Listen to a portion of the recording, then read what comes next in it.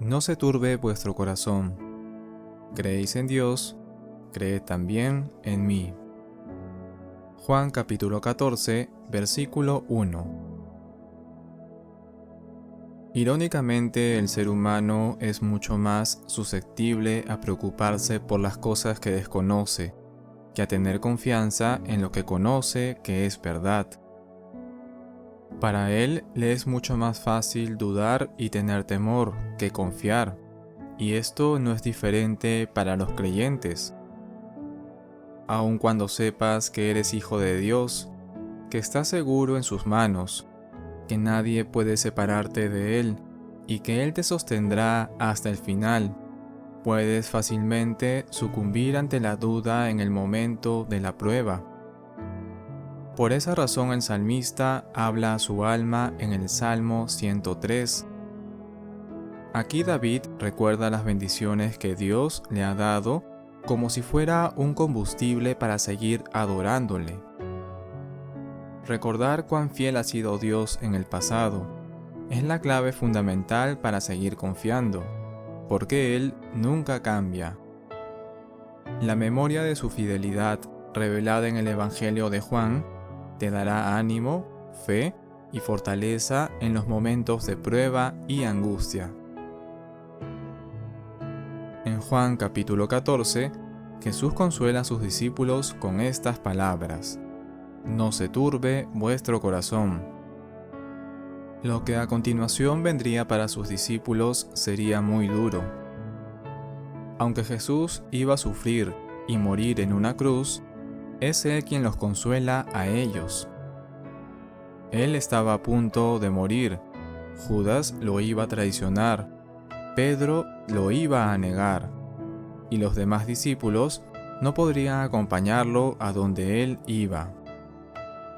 Por esa razón, el capítulo 14 del Evangelio de Juan comienza de esa manera. Jesús quiere que sus discípulos piensen de manera correcta, no en las circunstancias, sino en la verdad de Dios. Jesús no solo manda a los discípulos a no turbarse, es decir, a no preocuparse, sino a creer en Él como el Hijo de Dios. Jesús les dice: creéis en Dios, creed también en mí. La base de su fe, de la confianza que ellos debían temer, era Jesús mismo. No se trata simplemente de tener una mentalidad positiva, de no turbarse, sino de confiar en Jesús porque Él es Dios y es fiel. Su palabra es verdad, y era necesario que Él partiera para cumplir el propósito de Dios. Jesús no dejaría a sus discípulos solos.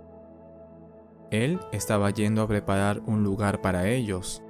Es por eso que afirmó lo siguiente: A donde yo voy, no me puedes seguir ahora, mas me seguirás después.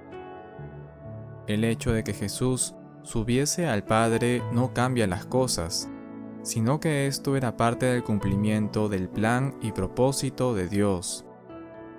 Jesús estaba cumpliendo al pie de la letra la obra que el Padre le había encomendado. Por eso podían confiar en Él. Jesús se fue a preparar lugar para ellos, pero vendrá otra vez.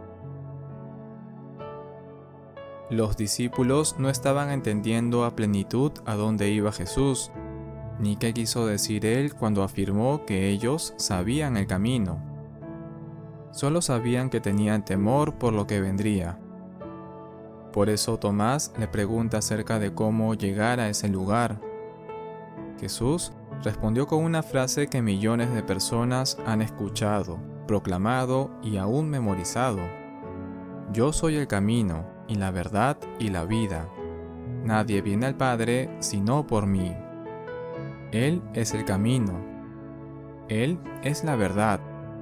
Él es la vida. Fuera de Él es imposible tener acceso al Padre y a la vida eterna. Si eso no fuera suficiente, Jesús afirma su deidad, diciéndole a Tomás que ahora él también había visto al Padre. porque Él y el Padre son uno. Dios mismo era quien estaba en medio de los discípulos. Él había habitado en medio de ellos y estaba mostrándoles cuál era el camino.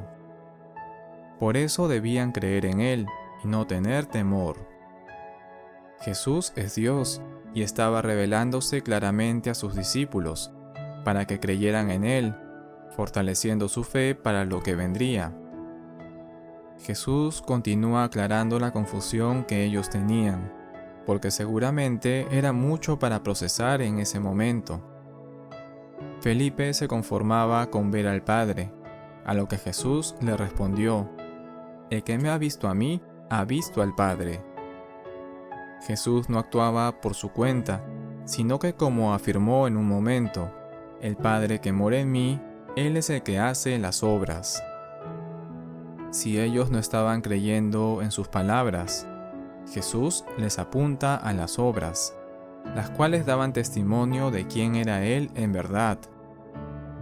Jesús no actuaba por su propia cuenta, así como tampoco lo haría el Consolador, que enviaría luego de su partida.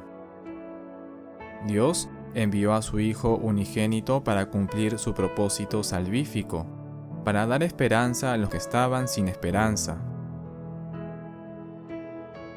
La verdad de Dios revelada en Jesucristo es y debe ser una fuente inagotable de esperanza y fe.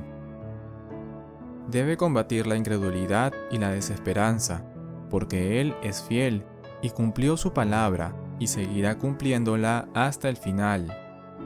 No dudes ni por un instante en que Él es fiel y te sostendrá.